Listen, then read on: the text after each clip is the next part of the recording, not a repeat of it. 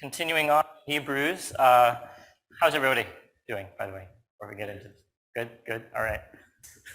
Hebrews chapter 11, okay, verse 29 through 30. So our slow march through Hebrews 11, 2 verses today. By faith, the people crossed the Red Sea as on dry land, but the Egyptians, when they attempted to do the same, were drowned. By faith, the walls of Jericho fell after they had been encircled for 7 days. One of the things that I mentioned a few weeks ago is I was having a lot of trouble with the way Hebrews was portraying these biblical stories, because when I read the biblical stories in the Old Testament, it's very different than how Hebrews is interpreting what actually happened.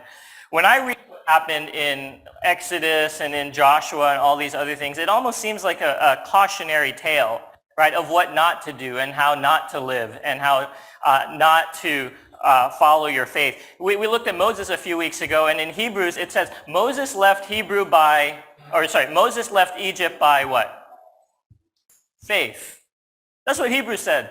Moses left Egypt by faith. When I read that story, I don't see a man who left Egypt because of his faith. I saw a man who left Egypt because he was scared.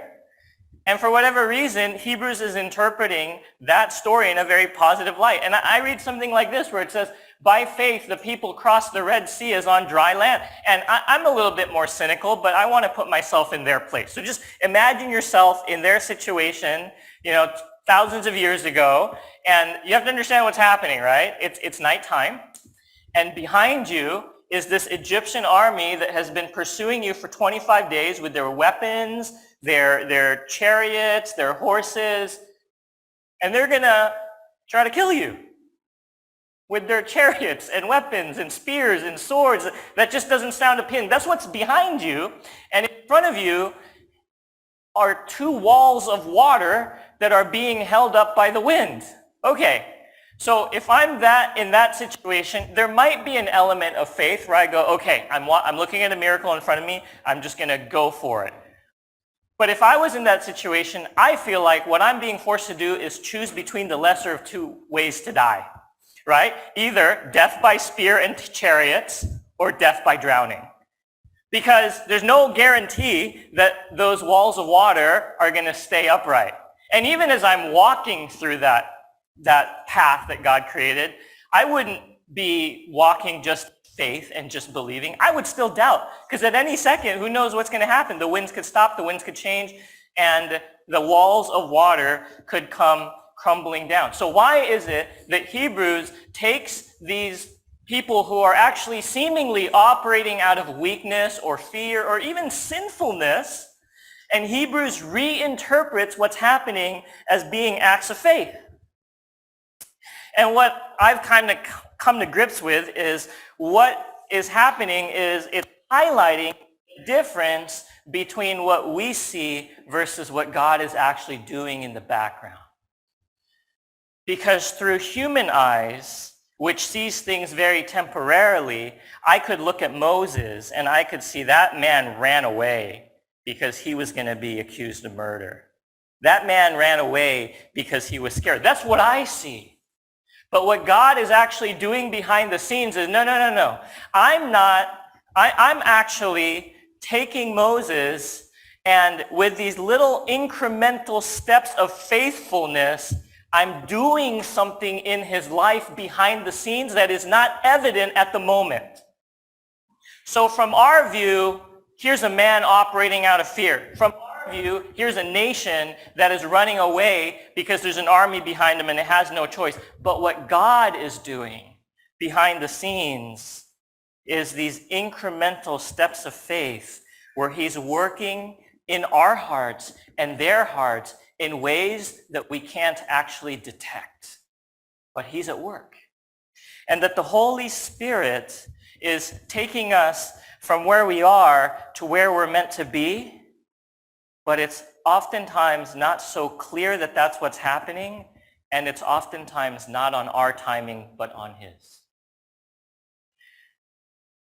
Nobody wakes up faithful. Did you wake up after you came to know Christ and said, I'm faithful enough to go confront a Pharaoh? Or I'm faithful enough to go across the sea, or I'm faithful enough to march around a city for 7 days and expect that when I shout, the walls will come crumbling down? Does anyone wake up with that level of faith? Nobody wakes up with that level of faith, right? But what God is doing instead in these stories and in our lives is he's meeting us where we're at, in our weakness, in our frailty, in our fear, in our faithlessness. He's meeting us where we're at, and he's taking us by the hand and bringing us slowly behind the scenes, but surely towards where he wants us to be. But the problem we talked about last week is that the path from where we are towards the promised land of where God wants us to be passes through the desert. And we don't want to hear that. That the path to the promised land, the path to whatever that is, our spiritual growth, the path to our next breakthrough passes through the desert. And that is not good news to us. Because we would rather avoid the desert. The path through the desert doesn't make sense to us because it looks uncomfortable. It looks like the long way around. It looks inefficient. It looks painful. There must be some other way, God. Can't you grow my faith in some different way rather than taking me through the wilderness? The wilderness is hot. There's no food. There's no water. There's no assurance. I don't want to go that way. But the path to the promised land, the path to your destiny, goes through the desert, even if it doesn't make sense. Last Sunday, I wasn't here because my family took a trip to Jiaoxi, and so we're trying to get to Yilan on Friday afternoon. You know what happens Friday afternoon in Taipei? Traffic, okay? So let me show you the path that we took on Google Maps. This was the path that we took on Google Maps near Neihu, just past Miramar, trying to get onto the freeway, okay? So it's just go this way and turn right. Seems like a very safe path, right? It's perfectly fine. At some point, here's what Google Maps suggested. Google Maps said, okay, don't just turn right, then turn left, then turn right. What did my logical mind think? That makes no sense, God. Or Google Maps. That makes no sense. That's inefficient.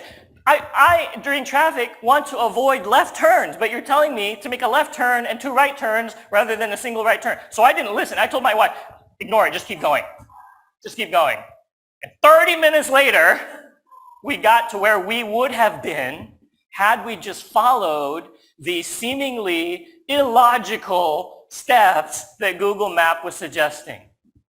And sometimes I think that's just how we react when God says, your path goes through the desert. We think, no. I got a better way. I got a smarter way. It doesn't require pain and suffering and hardship. No, God, let me do it my way. But if it's anything that we've seen in these biblical characters and maybe in your own life is this. God's ways don't seem the easiest, the fastest, but it is always better than our ways. Amen by myself. Okay, let me say it again. That was the moment. You missed it. Okay? God's ways don't always seem the easiest or the fastest or the most efficient or the most comfortable, but God's ways is always better than our ways. But we have to also remember the path through the desert is trying to get us somewhere. God is trying to get us somewhere. So if you're in a state right now where you feel pretty dry, pretty abandoned, if you're in a place in life right now where things are difficult, overly so, could it be that you're in the desert and you're right where you need to be? Last week, I quoted J.R.R. Tolkien, who said, not all those who wander are lost. But let me say this today to us. Just because you're in the wilderness doesn't mean you don't have a destination.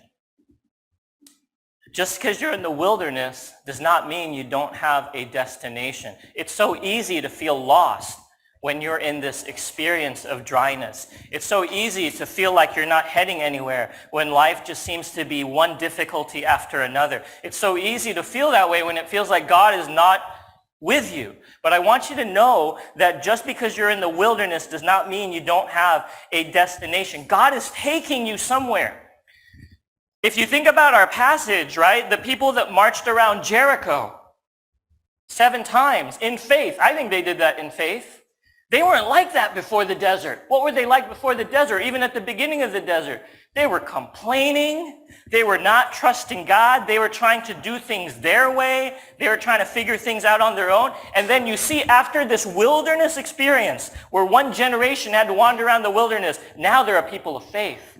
There are people that's going to say, yeah, I'm going to march around the city 7 times and I will trust the walls will fall down. That's the destination.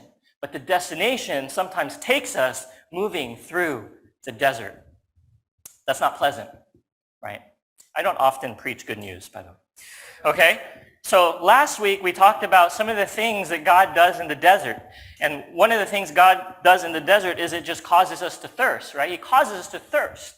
And to thirst for him, because we thirst for so many other things. And the second thing that God does in the desert is he teaches us dependence. Because in the desert, we got nowhere else to turn. He teaches us dependence. Today, we'll talk about 2 more things that God does in the desert. Are we ready? The desert reveals our hidden loves. The desert reveals our hidden loves. 2 Chronicles chapter 32, verse 31 says this. This is in the NLT. However, when ambassadors arrived from Babylon to ask about the remarkable events that had taken place in the land, listen to this. God withdrew from Hezekiah in order to test him and see what was really in his heart. Does God not know what's in Hezekiah's heart? God made this person, right? God knows him intimately. I would argue that God knows exactly what's in Hezekiah's heart. So when it says he tested him, what I think it's meaning is God withdrew from Hezekiah, let him experience this dry season, this wilderness, not so that God would go, oh, that's what was in your heart, but so Hezekiah could see what was in his own heart. Because sometimes those things that are in us don't show up unless God is distant. Sometimes those things that are actually in us stay hidden because things are great and only get exposed when things are not so great. Let's look at Exodus 11. Let's look at the nation of Israel and their hidden loves in the desert. In verse 4 through 6, it says, now the rabble that was among them had a strong craving. Say craving. Let's try again. Say craving. And the people of Israel also wept again and said, oh, that we had meat to eat. We remember the fish we ate in Egypt that cost nothing, the cucumbers, the melons, the leeks, the onions, and the garlic. But now our strength is dried up, and there is nothing at all but this manna to look at. They had a craving. You know what a craving is? A craving is this secret, quiet, hidden desire in you that starts to come out often when you feel stressed. Think about it, right? When you're undergoing a lot of difficulty in life, don't these strange cravings start creeping up on you like, oh, I could really use a milk tea. For me, that's every day. But, other things, right? Like, oh, I could really use this. And it's like, where did that come from? It's a craving. It's a secret hidden desire that starts to arise oftentimes when we're in the wilderness. And so for them, what was their craving, right? They're sort of suffered this sin of nostalgia that we all go through. What is the sin of nostalgia? That it was better back then. That's a lie, usually, right? It was better back then. It was so much easier back then. But really, what is their hidden love? What is their hidden desire here? What do you think? Throw it out.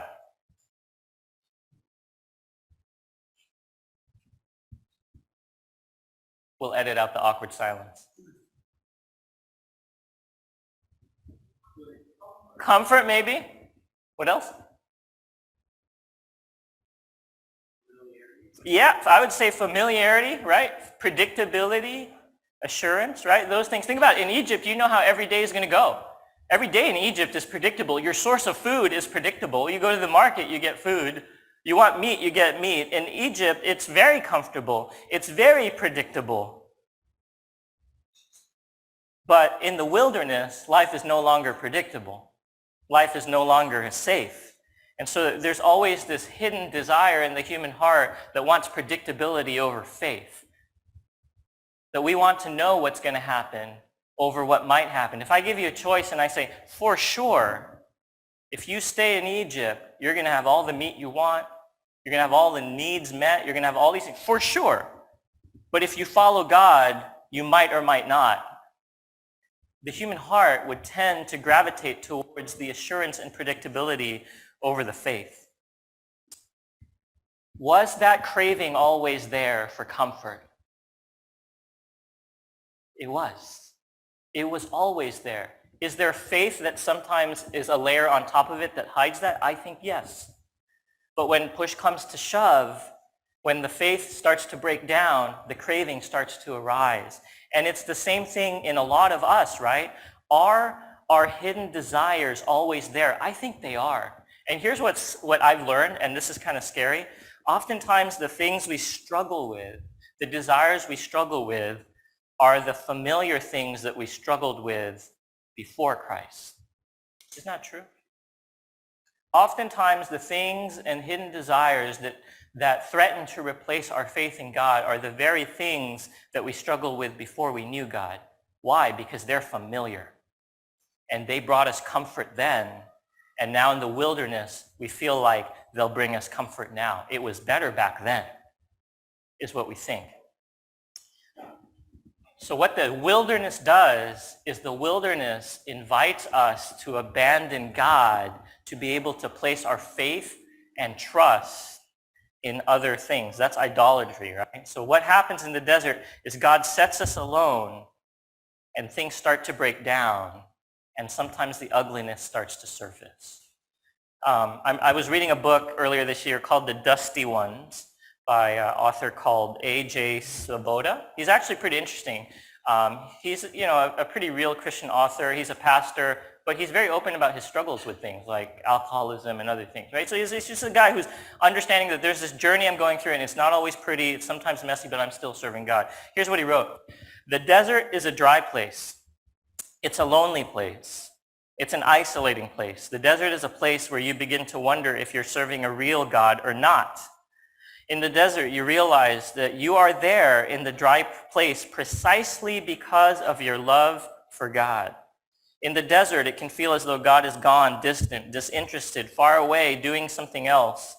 And so in the desert, we're going to face the temptation to abandon God. In the desert, God is often invisible. It's easy to think God is with you when the food is good and tasty. It's easy to abandon that belief when there is nothing to eat. So we talked about this a few weeks ago, but the desert tempts you to take God off your throne. And if you remember a few weeks ago, I said, if God's not on the throne, something's going to replace that throne. So what the desert does is it really brings out the things that are hiding deep down that are actually influencing us. I really think some of these hidden cravings influence us in ways that are so indetectable, but still move us away from God. And what the desert does is that exposes us. If you want to know what a person's really like, find a way to stress them out. If you want to know what's really inside somebody, find a way to stress them out. Put them through a difficult situation, or don't do that. Okay, let me rephrase that. Watch them in a difficult situation. Observe them carefully in a difficult situation. Because difficult times start to really expose cracks in character and relationships. You want to see what a relationship is made of, like whether husband or wife or friends? See how that relationship operates when times are stressful and difficult. Because you know what happens? The cracks begin to show. Stress reveals cracks in the foundation. In structural engineering, civil engineering, we understand that stress is going to reveal cracks. Now, were the weaknesses already there? I say yes. The weaknesses in the relationships, the weaknesses in character are already there. But what the wilderness does, what the seasons of stress does, is it helps us see that's exactly where the cracks are going to occur. Isn't it weird that sometimes you think relationships are great? You know what's a good show to watch for this? Amazing Race, right? Anyone watch Amazing Race? Especially when it's people who are, it usually says, just started dating like a week before the show. I'm like, that's a horrible idea. Or, married for 10 years. Those people are constantly under stress, and you really see the cracks in the relationships. And sometimes you may think like, oh, my relationship is great with this person, or my relationship is great with God. And a stressful wilderness time comes, and then you realize, oh, it wasn't great. It wasn't okay. There were things that needed to be dealt with. It's not just, we're not doing fine at all. There's cracks in the building. The desert exposes those hidden desires that cause cracks in our relationship with God. But here's where I want us to be encouraged. Those cracks are not exposed to shame us. Hopefully we never feel that way. The wilderness does not expose our sin just so God can say, see how horrible you are. Those are always exposed by God so that we could see them and he could help us deal with them. If you don't see the cracks, you can't fix the foundation. And if you don't fix the foundation, when a big earthquake comes, the buildings will collapse. So the very fact that God puts us in the wilderness to then show us face to face, here are some issues that need to be dealt with, means what? He wants to deal with them. And why does he want to deal with them? So that we are built up, not so we are crushed under the weight of guilt, but so we are built up so that when a difficult time comes, when an earthquake comes, we withstand it because of the work that was done in exposing and fixing and healing the cracks. The desert exposes our hidden loves. The last thing the desert does, at least for this message, is the desert teaches humble obedience. The desert teaches us humble obedience. If you look at a map and look at the path that Abraham followed as he was going from where he started to the promised land, the first half of that path is along a river. What's great about a path along a river is you know exactly where you're going. It's very well defined. Just follow the river. What's also great is there's a food source right there and there's a water source right there. So everything you need is along the river. It's comfortable, right? Society sets up, cities along the river. It's familiar. There's food. If you just need food, you go fishing. There's water. If you need water, you just dip a cup in the river. But if you look at the second half of the journey that Abraham went on was off the river and into the wilderness. That's when you lose predictability. That's when you lose assurance. That's when you lose comfort. So the first part of the path was really about self-sufficiency. Abraham, you can do this. You can handle this journey on your own. But the second part of the path was really about dependence. And let me say this. The first part of that path along the river, Abraham could have disobeyed God every single day, and he would have been fine. Think about that. God could have said, Abraham, I want you to do this. Abraham could say, nope, I'm going to do it my way, and he'd still have fish, and he'd still have water, unless God really dried up the rivers. But he didn't do that, right? When life is easy, you and I could totally disobey God. Have fun. Just disobey. Just everything God says, no, do it your way. And you know what? I think you'll be fine. You'll be fine. You'll be provided for. Life will be just okay. Things will not necessarily fall apart in that part of the journey, right? Because you have resources around you.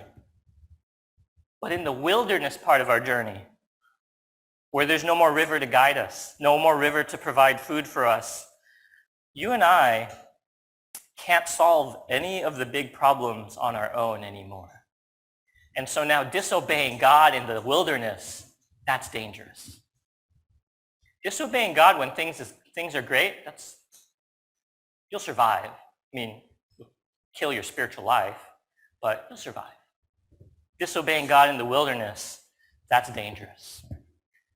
And they learned that. So when God says, speak to this rock so water can come out, you're going to speak to that rock.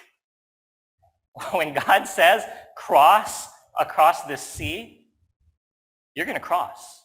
They had been in the wilderness 25 days before that. They learned something. They learned dependence. You're going to obey humbly.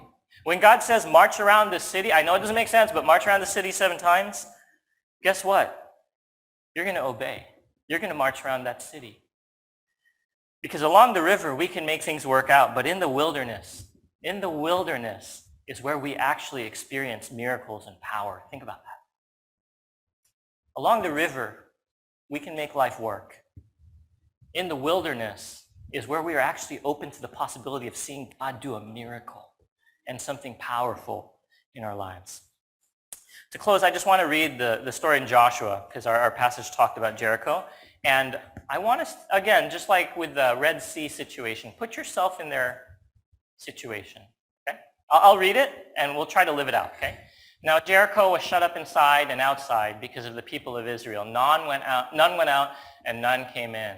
And the Lord said to Joshua, "See, I've given Jericho into your hand, with this king and mighty men of valor. You shall march around the city, all the men of war going around the city once. Thus you shall do for 6 days. 7 priests shall bear 7 trumpets of ram's horns before the ark. On the 7th day you shall march around the city 7 times, and the priests shall blow the trumpets." Okay, you're an Israelite. You're looking at this city. It's a fortress. It's a castle. There's archers on the wall. Okay?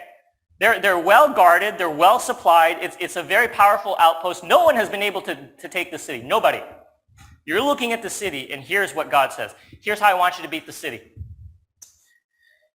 God, how would you like me to defeat the city? Here's the plan, says God.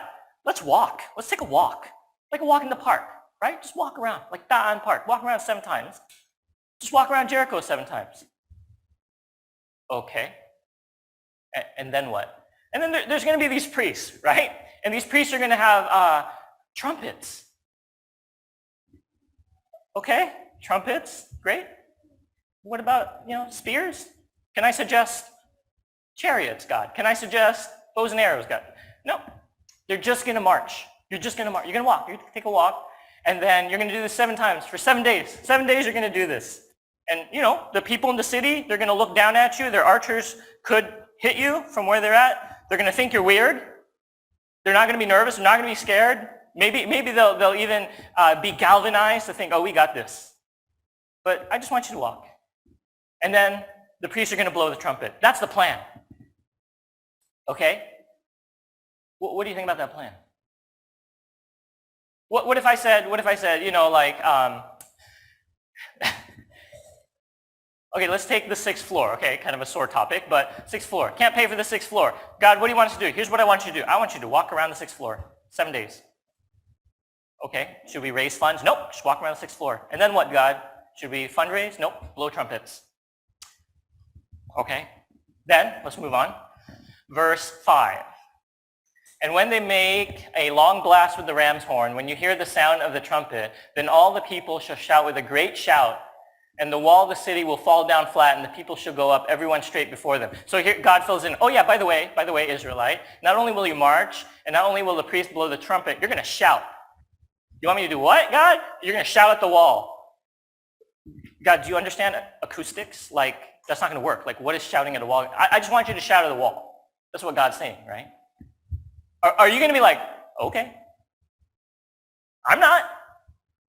Right? I'm going to be like, what is happening? Verse 6, so Joshua the son of Nun called up the priests and said to them, take up the ark of the covenant, let 7 priests bear 7 trumpets of ram's horns before the ark of the Lord. And he said to the people, go forward, march around the city, and let the armed men pass on before the ark of the Lord. Next slide, verse 8. And just as Joshua commanded the people, the 7 priests bearing 7 trumpets of ram's horns before the Lord went forward, blowing the trumpets, with the ark of the covenant of the Lord following them. The armed men were walking before the priests who were blowing the trumpets, and the rear guard was walking after the ark, while the trumpets blew continually. Oh, that's got to be tiring, right? Verse 10, but Joshua commanded the people, you shall not shout or make your voice heard, neither shall any word come out of your mouth until the day I tell you to shout. Then you shall shout. So you're marching quietly. I want you to walk around and not say a thing. Don't threaten them. Don't say like, we're going to defeat. None of that. Just walk around quietly. Okay. Next. Or is that it? So he caused the ark of the Lord to circle the city, going about it once, and they came to the camp, and they spent the night at camp. Here's what I want us to understand. When you read this story, this is after people had gone through the wilderness. And in the early part of the wilderness, this is their attitude.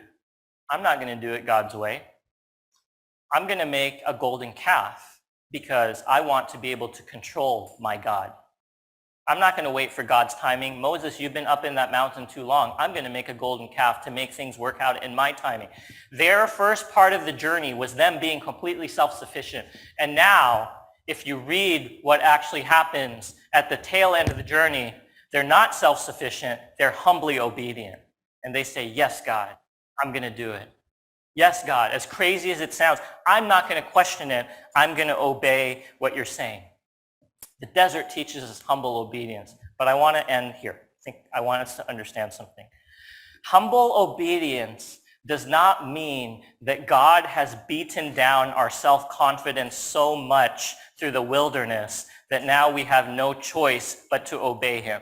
That's not humble obedience. That's forced obedience.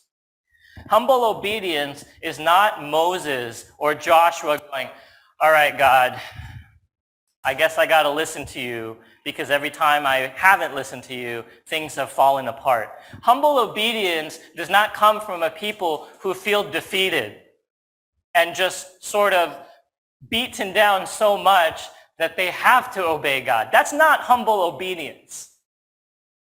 Humble obedience is simply recognizing after our wilderness experience, through our life experiences, through the working of the Holy Spirit, that his ways are higher than our ways, and that we move forward not in confidence in ourselves, but in confidence in him. That's humble obedience. When you look at Moses and how Moses talks to Pharaoh, Moses isn't walking into Egypt like, I guess I got to do this because God has shown me that if I don't listen to him, bad things happen. Moses doesn't walk into Egypt like that. He walks with confidence, knowing that God is before him and behind him. When the Israelites march around Jericho and blow the trumpets, they're not like, okay, I guess we got to do this, because the last generation that didn't listen were forced to wander around 40 years, so I guess we'll obey. That's not what happened. They marched with confidence and with power because they understood that the God behind them, in them, is the one who's going to accomplish the goal and lead them to victory. Humility is not weakness. Humility is not meekness. Humility is not resigned defeat. Humble obedience is just acknowledging, yes, God, I trust you. You know what you're doing better than me. Your path makes more sense than mine, even though I don't always agree with it. And moving not in defeat, but in victory and power and confidence in him. That is humble obedience. That's what God accomplishes in the desert. Victory, confidence, a life of power in him, through him.